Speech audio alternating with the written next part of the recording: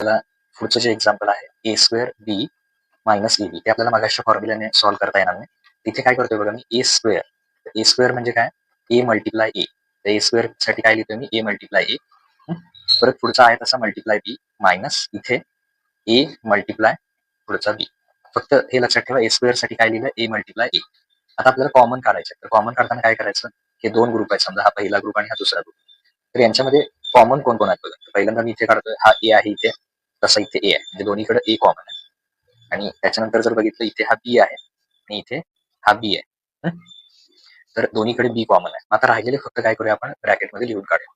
तर पहिल्या ग्रुपमध्ये फक्त कोण राहिला, तर पहिल्या ग्रुपमध्ये राहिला ए, आणि दुसऱ्या ग्रुपमध्ये ए ला पण कॉमन काढले आणि बी ला पण. ज्यावेळी दोन्ही पण कॉमन काढले असतील त्यावेळी काय लिहायचं, 1 लिहायचं. ओके, इथे काय लिहायचं 1, कारण ए आणि बी मधून ए आणि बी कॉमन काढले, तर ए ला ए कॅन्सल, बी ला बी कॅन्सल, ए वन जा ए, बी वन जा बी, आणि 1 मल्टिप्लाय 1 किती येणार, 1.